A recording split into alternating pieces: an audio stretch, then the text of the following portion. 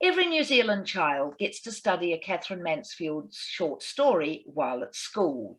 I have always loved her stories, their exquisite miniaturism, their depictions of the scenery and the people of New Zealand, their portrayal of women very frequently travelling on their own or coping in difficult circumstances. And I love the very moving characters and themes. So today, let's have a look at one of her very finest short stories, The Doll's House. In my view, one of the greatest short stories ever written anywhere in the world. And let me introduce you to the truly fascinating woman behind the stories. Every New Zealand child has to study a Katherine Mansfield story as part of their schooling. I was lucky enough to have many of her stories in my English classes while I was growing up in New Zealand. I loved them, and I still love them today. Katherine Mansfield was a vitally important and hugely influential writer of the modernist movement. I think she is one of the world's greatest short story writers. She wrote poems as well, and wonderful letters, but it is for her miniature masterpieces of short stories that she is remembered today. These tales explore loneliness, anxiety, sexuality, existentialism, and they are highly autobiographical works. One of the problems in a talk about Katherine Mansfield is what to actually call her. She was born Kathleen Mansfield Beecham, so growing up she was sometimes Kathleen. But throughout her life she loved experimenting with a great variety of names, and the character Kezia in The Doll's House is her alter ego. Sometimes she was Katerina, or simply the letter K, or Cass, Katie, or Kathy, a great variety of different names. She has been described as a shapeshifter. She loved taking on different personae or identities, and I think she felt she needed a different name to go with each different identity. But whatever you call her, she was a remarkable New Zealand woman who has written incredibly fine short stories. In her lifestyle, she was controversial and rebellious. Her marriage lasted less than a night. She became pregnant to a man she hardly knew. She had affairs with men and with women. She wrote in a way that was remarkably modern. All of this before she coughed away her lungs and died at only 34 years of age. Kathleen Mansfield Beecham was born on the 14th of October 1888, at this house at number 25 Tinnacorry Road in the old Wellington suburb of Thorndon. The house is now a fabulous museum, although she did not spend all that much time living in this particular home, but it is the Wellington home that has survived, and the museum is well worth visiting if you're in Wellington. Her grandfather, Arthur Beecham, was briefly in Parliament. Her father Harold, she often called him the Power Man, became chairman of the Bank of England. He was knighted in 1923, so his career was a very distinguished one. He was a generous father to his troublesome daughter and gave her a great deal of regular financial support throughout her life. So those of us who love Katherine Mansfield's stories can all be grateful to her father, Harold Beecham. Kathleen's relationship with her mother was not an easy one. Her mother was Annie, and her family surname was Burnell, a surname that is used frequently in Mansfield's fiction. Annie seems to have been a timid and delicate woman, and evidently she dreaded the monthly sessions of going through the household bills with her husband. In the extended family was one very interesting author who surely provided something of a model to Katherine Mansfield. Her name was Elizabeth von Arnhem. She was a countess, and she wrote the fabulous book Elizabeth and Her German Garden, and also The Enchanted April, a truly enchanting work. Kathleen, or in future I will call her Katherine, had two older sisters, Vera and Charlotte, and these sisters appear as characters in The Doll's House. Then a little baby called Gwen was born, but she died at the age of 3 months from infantile cholera. This photograph shows Grandma holding the dead baby. That was quite a common practice in those days, so that you had at least some memorial of the child who had spent so little time on earth. Katherine adored Granny. Her parents were often away, travelling, but Granny was always there, and grandmas in her fiction tend to be very warm and loving characters, whereas mothers or aunts are cold and remote. The Beecham home was built directly on the Wellington fault line. I've always felt this was rather appropriate for a writer who would test boundaries in so many different ways. She called herself Cass as a young girl. Her parents then had another child, a daughter called Jean, and in 1895 the longed-for son named Leslie arrived. Katherine was sent off to school at the age of 6. Now, in 1893, her parents, deciding that Thorndon was a rather insanitary and unhealthy area, moved out to the Wellington suburb of Karori. There they lived in a home named Chesney Wold, named after a house in Dickens's great novel Bleak House. Now, this would be a setting for many of her different stories, one of her earliest ones called About Pat, Prelude, and the local school in Karori would be the setting for The Doll's House. The house of Chesney Wold is today changed in quite a few respects, but it still stands there in Karori. Now, she went off to the little local school, which today is marked with a plaque, although somebody made the very bad mistake of spelling Katherine wrongly, and I believe that is going to be fixed up.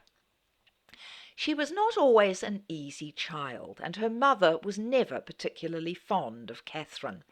The girl needed glasses because of poor sight. She tended to be quite plump as a child, and her mother was constantly disapproving.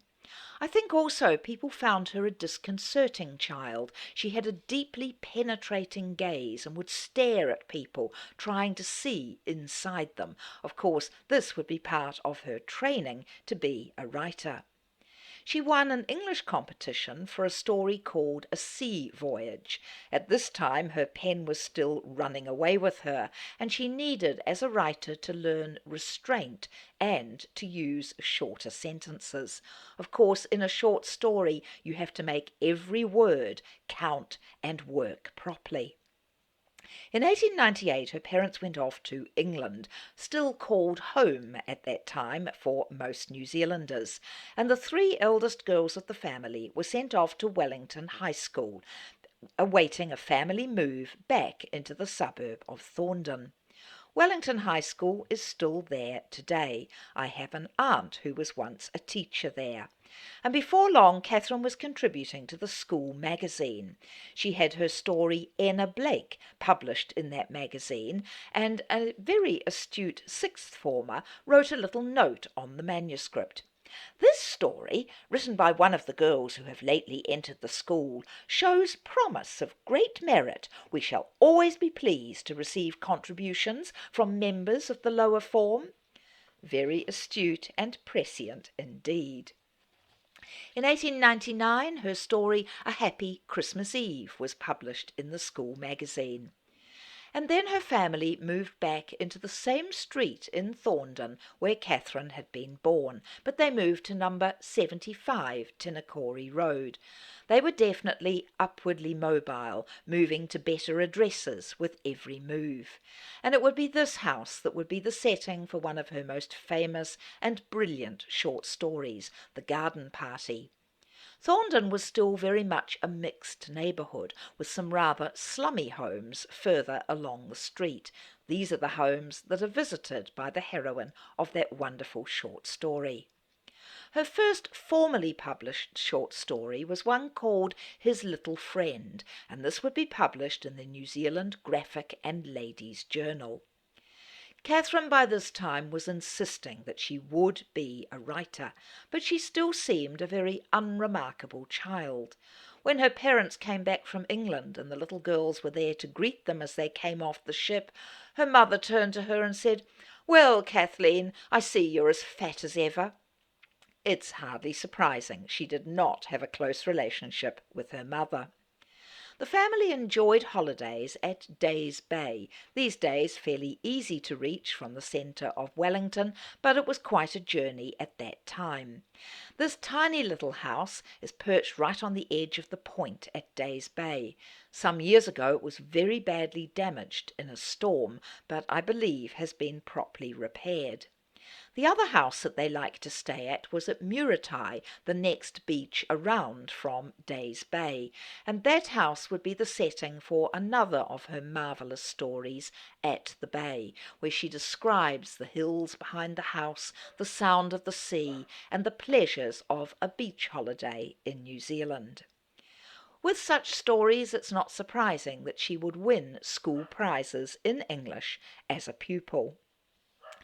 The Beecham girls were then sent off to Miss Swainson's private school as a preparation for going off to London. I guess Miss Swainson's was seen at this time as being something of a finishing school, to give girls a little bit of polish before they left the colonies and went off to England. She was a rebellious student at the school. She questioned the teacher about free love. She seems to have undergone a bout of religious fervour, and she also felt alienated in New Zealand and upset about the way in which Maori people were treated at that time. She was ripe for falling in love, and in 1902 she met a young cellist called Arnold Trowell, usually referred to as Tom Trowell. She too was an accomplished cellist. Arnold was not very keen, but Katherine seems to have rather flung herself at this young man. In January 1903, the Beecham family left for London, and a family photograph was taken just before sailing. Katherine is the one in the back row, first on the left. The reason for the voyage was to take the girls to Queen's College in London, where they would continue their education. There, Katherine would write for the college newspaper and would become an editor. Now, Tom Trowell and his violinist brother Garnet also left New Zealand around this time on music scholarships. They too would end up in London. Queen's College was the first institution in England for the higher education of women, and Katherine would be there from 1903 to 1906. Later she would write many stories about women who travel alone. Women travelling was something that fascinated her. She did a 4-year course at Queen's College. It was very strict with the young female pupils. On Sundays they were told they had to write letters home, and this would be a habit that Katherine kept for the rest of her life. She loved playing the cello, she loved writing, she did plenty of reading. And it was at Queen's College that she made a hugely important friend, a girl called Ida Constance Baker. Ida was the daughter of a colonel, and her story would later become The Daughters of the Late Colonel, a fabulous story about two young women who have long been repressed by their dictatorial colonel father. He dies, and suddenly the two girls have to learn how to cope with freedom. Ida would often be referred to in Katherine Mansfield's letters as L.M. She chose a sort of pen name, Leslie Moore. She was a very passionate young woman. She was clinging. She was an intensely loyal friend to Katherine Mansfield, who quite frequently got impatient with her. And almost certainly the two young women had some form of sexual relationship. Katherine at this time was reading such writers as Oscar Wilde and many of the European writers. She was very excited at discovering what was happening in modern European literature. When her time at Queen's College came to an end, Katherine did not want to go back to New Zealand. She did manage various visits to Europe in the time that she was living in the UK, but she had to go back in 1906. On the sea voyage, returning to New Zealand, she had a great time flirting desperately with a young cricketer who was on the boat. She decided that she disliked her parents, and when she got back to New Zealand, she said it was a place absolutely devoid of art, with uninteresting people. Her relationship with her homeland would always be a love-hate one. It has to be admitted that New Zealand was not the cultural centre of the universe at that time, but she was often very harsh about what culture it did have. However, there's no doubt that New Zealand would inspire many of her finest short stories. In 1907, Katherine Mansfield began her one long journey through her own country. She travelled by rail to the east coast, and at Napier she joined a camping party which crossed to the centre of the North Island in two horse-drawn carriages. It seems to have been a very early form of tour. There were 4 women and 4 men in the group. They travelled through the Uraweras, they entered the thermal regions of New Zealand, and she left wonderful descriptions of boiling mud pools. It bulges out of the bowl in great dollops of loathsome colour, like a boiling, filthy sore upon the earth, she wrote. The group travelled to Taupo, and then she took a train back to Wellington. She kept detailed notes about this trip, and she frequently complained about her travelling companions, but she was hugely struck by the natural beauty of New Zealand. This group photograph of the travelling companions shows Katherine standing at the back wearing a white blouse. This trip also gave her her only extensive experience of Maori people. She loved their openness and their physical charms, and on the trip she visited fore's and pa's. She learned some Maori phrases, and some of that would go into a short story she later wrote called How Pearl Button Was Kidnapped. During this time in Wellington, she had some stories published in an Australian publication called The Native Companion. She was paid for these stories, and for the very first time she used the name Katherine Mansfield. But Wellington was a place that she found very raw. Her beloved granny had died just after she returned. Her mother, Mrs. Beecham, gave a garden party, and that inspired the very famous story. But Katherine was giving her parents a lot of worries. She had decided that she was bisexual.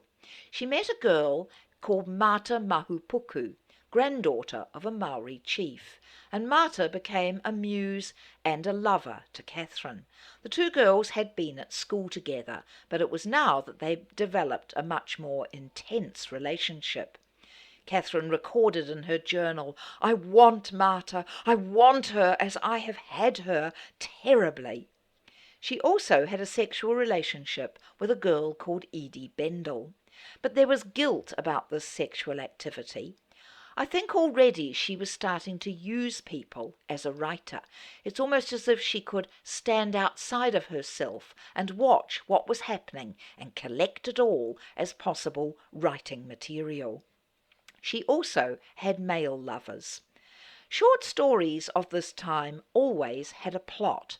This was not something that Katherine Mansfield wanted to do. She wanted to capture the personal, moments of emotion. She did not feel that the plot line really mattered in a story. This photograph, taken in 1907, shows her with her sister Jean and her much-loved younger brother Leslie. Throughout her life, she adored clothes. I think she used clothes for costume and identity changes. So clothes and how she looked was always really mattered to Katherine Mansfield. She eventually told her parents that she had to return to England, and one feels that maybe her parents felt a sense of relief in the idea of getting rid of her. Her father said that he would give her £100 per year, and he did that for the rest of her life, even when she was a married woman. She did a round of farewell parties, went down to Littleton near Christchurch, and in July 1908 she sailed away from her homeland on a 7-week voyage to England. Katherine Mansfield never saw New Zealand again. She had a relationship with a male passenger on the journey, and this left her very anxious that she might be pregnant. Now, in London, she soon began to lead a very bohemian lifestyle. She met up with Arnold Trowell, the man she had been keen on before, and soon she was even more besotted with his brother Garnet. She wanted to marry him. By 1909, she was pregnant with his child. She seems to have always preferred pale, dreamy, scholarly men. She did not like big, strong, robust men.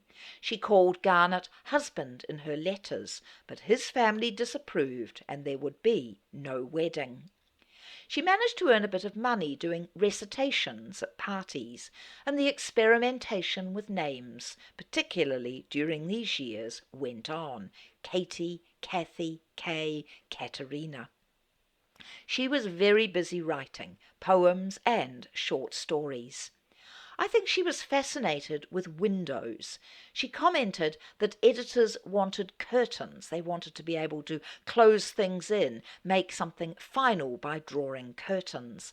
But Katherine wanted windows that she could look in or look out of.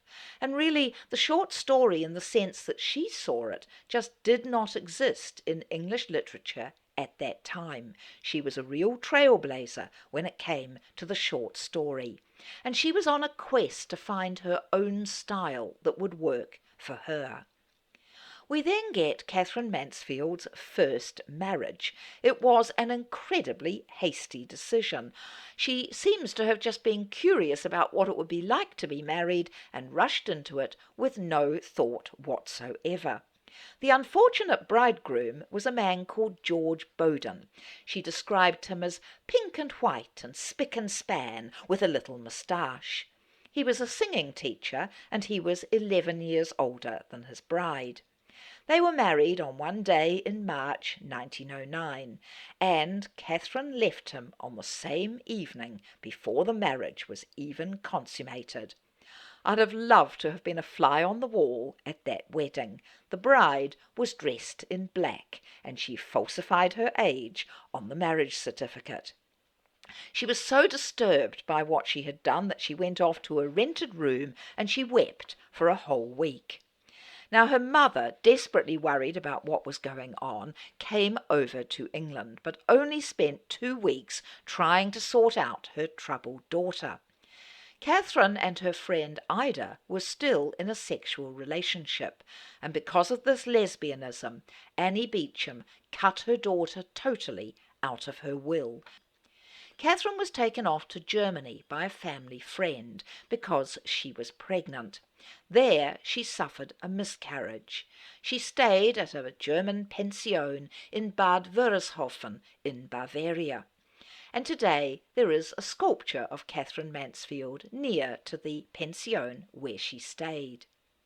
There, in the German pension, she read the stories of Anton Chekhov. He was a huge influence on her own writing, and in her early writing she actually plagiarized one of his short stories.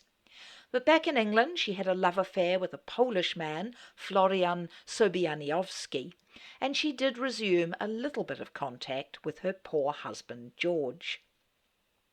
She then met a man called Alfred Richard Orage, the editor of the New Age publication, and he helped her find connections between her writing and her moral worth. Morality and feelings and capturing of particular emotions were always so important to Katherine as a writer. Now, she was very friendly with Orage, and she was also both a friend and a lover to a woman called Beatrice Hastings, who lived with Orage, so an interesting ménage à trois for a while. In 1911, her first volume, In a German Pension, was published. But already Katherine was starting to suffer from health problems. She needed an operation for peritonitis. She thought she had rheumatic fever, but it turned out it was actually arthritis from untreated gonorrhea passed on to her by one of her sexual partners. She had an affair with a teacher called William Orton, then with a man called Francis Heinemann, so there does not seem to have been a great deal of restraint. In 1910, Katherine Mansfield saw a very important post-impressionist exhibition which brought works by Van Gogh, Matisse, Picasso, Gauguin and Manet to London. She found this exhibition really liberating, and I think she was trying to do in her writing what these artists were doing in their painting. She was by this time sharing a flat with Ida. Ida had a bit more money, and she seems to have been the one who usually paid the bills. She contributed short stories to a publication called Rhythm, a very avant-garde magazine, and its editor was a man called John Middleton Murray, often known as Jack, and in 1911 she began a relationship with him. This was the man who would become her second husband. Her family came to London for the coronation of George V in 1911, and it was in 1911 that she suffered her first serious illness in her lungs, although she did not learn that she had tuberculosis until 1917. John Middleton Murray was short of money, and of course the couple could not marry because she was still married to George Bowden. She then met D.H. Lawrence, and the friendship with him would dominate her life for the next few years. The characters Gudrun and Gerald in Lawrence's novel Women in Love are based on Katherine Mansfield and John Middleton Murray. He introduced her to a man called Koteliansky, a Russian-born translator, who adored Katherine. She never adored him quite so much. She was writing lots of stories. She had trips to Paris, there an affair with a French writer called Francis Carco. This affair would go into her short story An Indiscreet Journey. But from this time she was less and less healthy. John Middleton Murray was rejected from the war because of his poor sight, and he and Katherine and the Lawrences, who were all very anti-war, ended up living for a time in Cornwall, in a tiny little village called Zennor, where they had cottages next door to each other. D.H. Lawrence by this time was suffering from tuberculosis, although he would not admit it. Katherine Mansfield was not sure about Lawrence, who was a writer of short stories as well as a novelist, and she once commented, "I shall never see sex in trees, sex in running water, sex in stones, and sex in everything." Contrasts, however, can be helpful, and she was finding her real self as a writer, although it was very difficult getting her work published, because Middleton Murray's publication had gone bankrupt, and by this time she had quarrelled with the editor Orage, so finding a place for the publication of her stories was difficult. It was not easy living next door to the Lawrences. They had very grand fights with hurling of crockery and yelling and screaming. It all became a little traumatic. Her younger brother Leslie came over to take part in the First World War. He was nicknamed Chummy. The two of them had a very special time together before he went to the front, and this seems to have released in Katherine a real urge to write about New Zealand. New Zealand becomes the setting of far more stories after she saw her brother. Leslie Beecham was killed at Ypres at the age of 21. His sister also wrote some poems about the war. Now, Middleton Murray, who was also writing, had an affair at this time with Ottiline Morell, and he and Katherine separated for a while. It was around this time that Katherine Mansfield met Virginia Woolf, a woman who was higher on the social scale than she was. Virginia hated Middleton Murray. But I think that Katherine Mansfield helped Virginia Woolf on her new style of writing, with such books as The Voyage Out. And Virginia Woolf would later comment that Katherine Mansfield's writing was the only writing that I have ever been jealous of. Around this time, doctors found a spot on her left lung. Not good news. But Virginia Woolf's Hogarth Press published her volume Prelude. In 1918, she was able to get her divorce from George. She was the one committing adultery, and that facilitated the divorce. Tuberculosis at that time was taking thousands of lives per week in Britain, and Katherine knew from this time that time really was running out. In May 1918, she and John Middleton Murray married at Kensington Registry Office, but they would not spend much of their marriage together.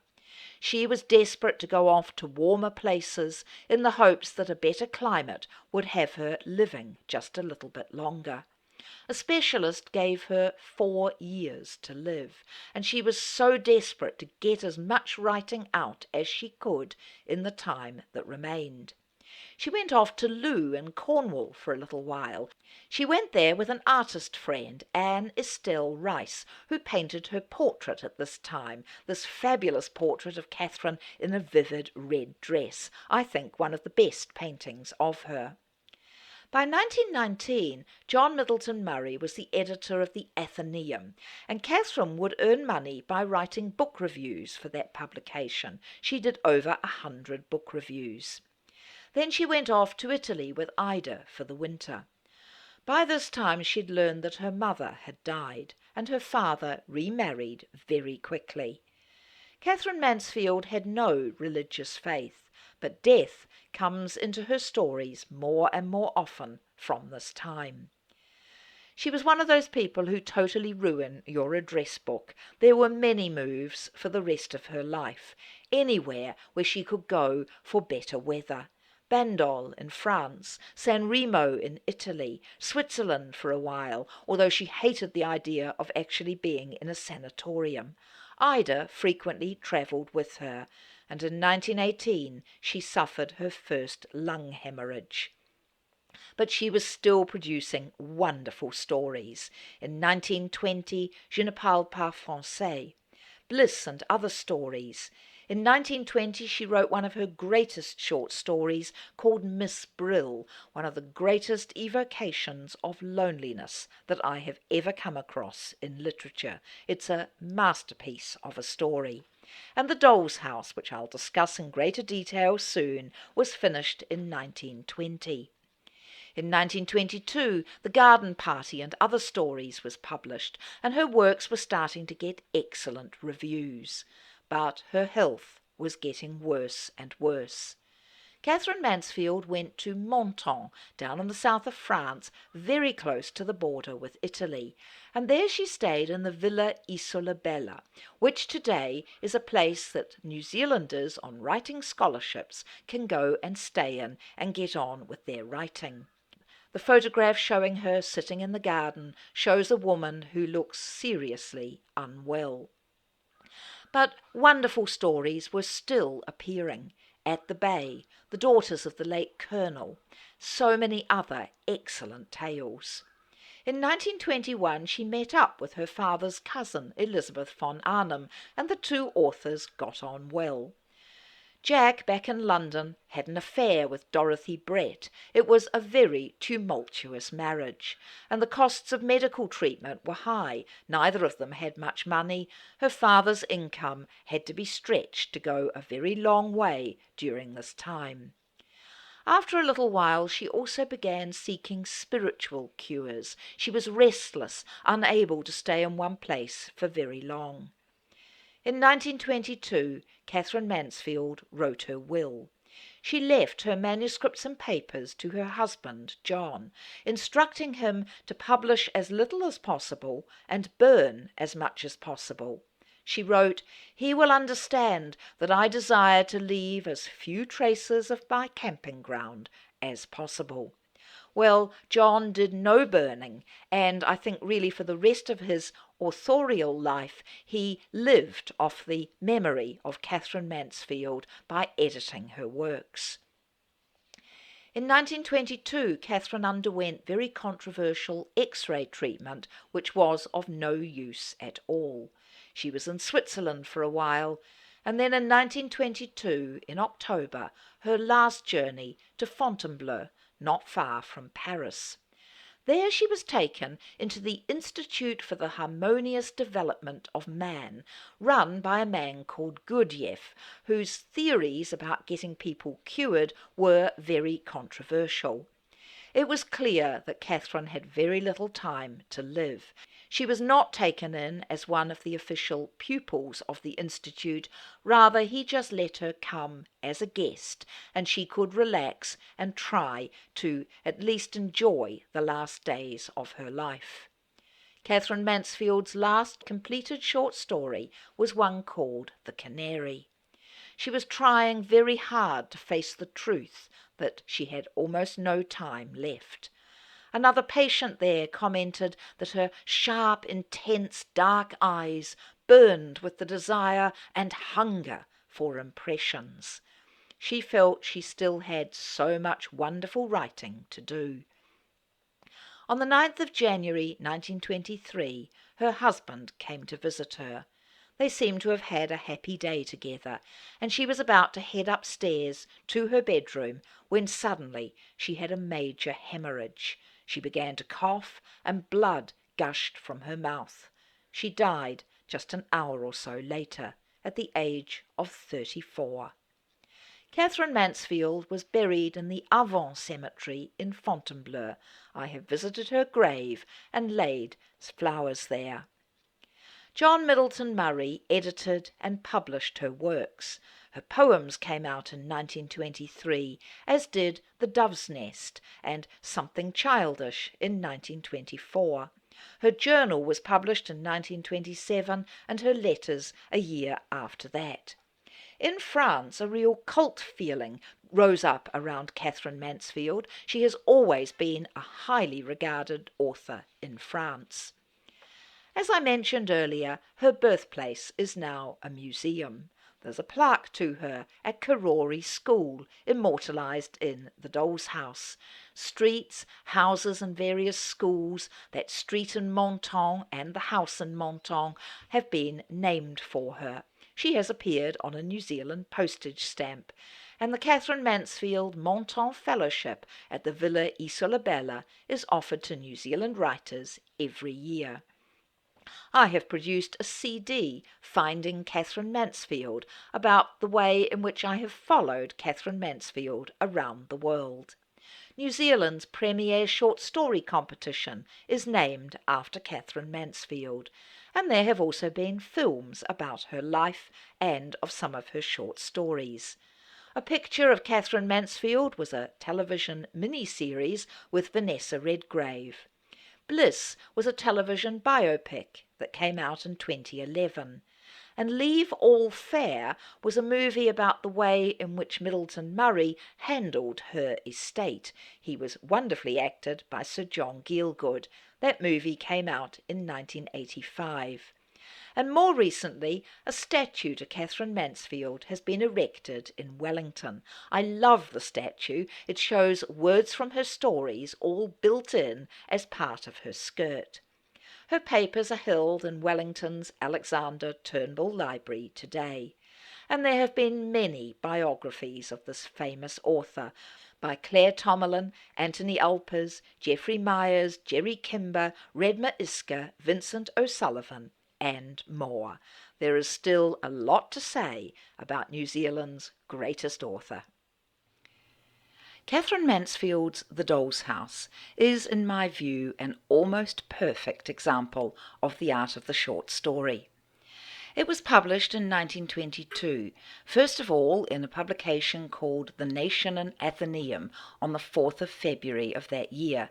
It then appeared in a volume of her short stories, The Dove's Nest and Other Stories, published in 1923. Interestingly, she did have another name for the story. She called it At Karori. I think The Doll's House is a better choice. This is a story with a very slight plot. The children of the Burnell family, based on the Beecham family, Katherine's own, Kezia is Katherine Mansfield, receive a doll's house that is given to them by a woman called Mrs. Hay. All the girls in the class are invited to see this perfect, perfect little doll's house, except for the children of the Kelvey family, daughters of a washerwoman and a jailbird, who are shunned by everybody. And then suddenly, on a whim, Kezia invites the two Kelvey children in. They are told off by Aunt Beryl and they leave. That's the very simple plot of The Doll's House. But Katherine Mansfield did something extraordinary in this story and in her other works. She abandoned the conventions of plot, and she brought a very modern tone to the English language short story. What she captures in the story is the children's world, which is a microcosm of the adult's world. There are rivalries, a bossy older sister, Isabel. There is the courting of popularity. There is baiting and rudeness to others who seem a little different. Like Jane Austen, whom Mansfield hugely admired, she is very concerned with the domestic and the everyday, not the exotic, the intensely dramatic, or the strange. She realises that what happens in the everyday is what is vitally important, and this is what she explores in her stories. The story is set in Karori, where Mansfield herself lived as a child, and it is a very autobiographical story. A Mrs. Haywood gave the three Beecham sisters a doll's house that becomes Mrs. Hay in the tale. The local washerwoman in Karori was a Mrs. Kelvey, so Mansfield used a part of her name. One primary school teacher at the Karori school was a real snob, just like the one in the story who, we hear, had a special voice for the Kelveys and a special smile for the other children when Lil Kelvey came up to her desk with a bunch of dreadfully common-looking flowers. Can't you just feel the teacher's snobbery in all of that, even to the flowers? Katherine Mansfield, I think, brings her own sense of childhood injustice into the story, and she puts herself into Kezia, who feels an outcast, just as Mansfield did. Nobody else shares Kezia's love of the little lamp. She is told to run away. She rebels against her mother by breaking the rules and inviting the Kelveys to come into the courtyard. At school, Katherine Mansfield knew a child like Else, who wanted to paint, who wanted to be an artist and different. And her mother's maiden name was Burnell, so she used that as well. The family handyman at Karori was a man called Pat. He becomes a character in the story and carries the doll's house into the courtyard. And today in the Katherine Mansfield Museum, a doll's house is on display. The house with the dolls is very vividly described. It has been painted a dark, oily spinach green. The door looks like a little slab of toffee. It has 4 windows, a front porch. It's painted yellow with big lumps of congealed paint hanging along the edge. Clearly, this doll's house is very new, and the smell of the paint sickens Aunt Beryl. It is not a particularly sophisticated doll's house, and the hook on the side is slightly stuck with the new paint. What is stressed in this story is the human impulse to peer inside things. The Burnell house is closed to outsiders by its white gates. The little girls long to see the doll's house, which reflects their longing to see inside the Burnell's house and to get a glimpse of their privilege. The visiting girls only go into the courtyard. They are not invited through the front door. The little doll's house has miniature pictures on the walls, plush pillows, a little stove. Katherine Mansfield makes us see it so vividly. But interestingly, the mother and father dolls look too big for it. They don't really fit. Their scale is all wrong. Just as the Kelveys don't fit, just as Kezia doesn't really fit in her world. I think this is a reflection of the fact that the adults are too big for their small world in their pretensions and their snobbery. So it's a very telling detail that the mother and father doll do not fit in the house. The little lamp is a hugely important symbol within the story. It shows how beauty can triumph over ugliness. Somehow it compensates to the Kelveys for the cruel unfairness of their everyday life. It gives them a little glimpse of something beautiful, something exotic, something wonderful. Perhaps our Else and Kezia, while different, have a gift of vision to compensate for their difference. They are the only two in the story who really appreciate the little lamp. A lamp can irradiate and transform darkness. It also stands for the imagination of the artist, which can transform reality. Artistic imagination transcends all social distinctions. And the lamp is a symbol of hope. Things can improve for the Kelveys, maybe they will. The lamp shines a light on social discrimination and prejudice, the feeling that if somebody is not exactly like you when it comes to clothing or social class, there must be something wrong with them. That is so strong in the story. Katherine Mansfield's style in this story is marvellous. She's very quick to engage reader sympathy, beginning the tale, "When dear old Mrs. Hay went back to town." So instantly Mrs. Hay becomes known to us too. We are given an attitude towards her. She is dear old Mrs. Hay. There's also perhaps a moment of condescension in that as well. It's just slightly patronising. And the fact that she is given a doll's house that's still a bit smelly from the paint and is clearly not a particularly sophisticated doll's house, remember the dolls don't actually fit properly inside it, shows us the attitude of the characters to Mrs. Hay as well. Choice of words in a short story is vitally important. An author has to think very carefully about every single word that is used. Katherine Mansfield in The Doll's House demonstrates a perfect economy of language. The language is calm and unemotional. She might be describing great excitement and emotional tension amongst the little girls, but as narrator she remains very calm. The story has little beginning or ending, and yet I think both are quite perfect. And of course she tells the story in the third-person point of view. Many people have commented about this wonderful short story, The Doll's House. Author J.B. Priestley described The Doll's House as a little gem. Hugh Walpole, an author who was born in New Zealand, although he spent much of his life in England, said that Katherine Mansfield's talent was lovely, lasting, and enriching, while author V.S. Pritchett loved her economy, the boldness of her comic gift, her dramatic changes of the point of interest, her power to dissolve and reassemble a character and situation by a few lines. Katherine Mansfield was a real perfectionist in her art. She worked awfully hard at short stories like this one. She repudiated anything that was not entirely necessary to her plot. Her language is controlled, perceptive, intense, sensitive, and wonderfully delicate. She is a miniaturist in her art, just like The Doll's House is a miniature home. Now the story is set at the home of the Burnells and also at the local Karori school. And the school is a melting pot of social classes. For the fact was, the school the Burnell children went to was not at all the kind of place their parents would have chosen if there had been any choice. But there was none. It was the only school for miles.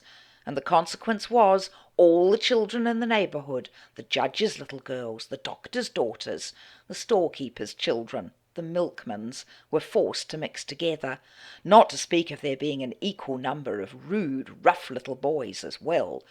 But the line had to be drawn somewhere. It was drawn at the Kelveys. Many of the children, including the Burnells, were not allowed even to speak to them. It gives us such a clear picture of the snobbery of Karori at that time. The Kelveys are not accepted because of their social status and their poverty.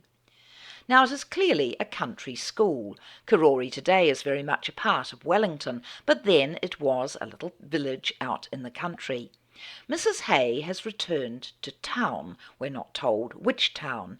So clearly the Burnells are not living in a particularly fashionable society, and one feels that they are clinging desperately to their gentility.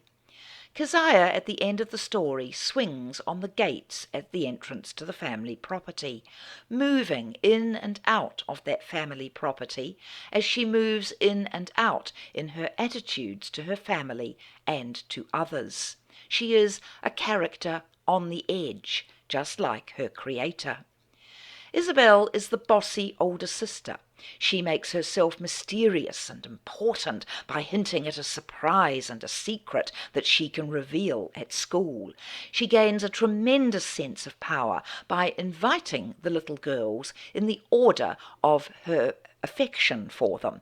So there's a real competition to court Isabel's popularity. The Kelveys are conspicuously poor. They wear odd cast-off clothes. They eat inferior jam sandwiches wrapped in newspaper, with the jam coming through the newspaper in red sticky blobs. Our Else rarely speaks, but actually the communication of the two little Kelvey sisters is much truer than the frivolous chatter of the little girls in the playground. The Kelveys always understand each other, and they listen. Our Else hears about the little lamp when she listens at the edge of the group to what Kezia has to say about it. We see the girls at the school egging each other on and teasing and insulting. Katherine Mansfield captures the mood of a mob mentality quite brilliantly. Group behaviour is wonderfully described in the story. So The Doll's House is a brilliant recreation of the world of childhood. That playground in New Zealand, near to Wellington, could actually be anywhere in the world. The story is universal. We see the petty cruelties, the copying of adult prejudices. The dialogue is realistically childlike, and yet we can see the adults who have influenced the children to speak in that way. It looks at what makes someone popular, at the bullying of those who are different from ourselves, rivalries between individuals. All of these themes are wonderfully universal. And the ending of the story is, in my view, completely perfect and incredibly moving. Kezia has invited the Kelveys to pop into the courtyard and look at the doll's house. She knows she is breaking rules by doing this. Aunt Beryl comes out and finds the intruders there on the property. We are told that Aunt Beryl has had a bad day. She has received a letter from someone called Willie Brent. He has not been mentioned in the story before this time, and it seems in the letter that Willie Brent threatens to come to the front door if she won't meet him in Pullman's Bush that evening. So Aunt Beryl clearly has her worries, and it makes her feel better when she scolds Kezia and evicts the Kelveys from the property. Willie Brent clearly is her lover.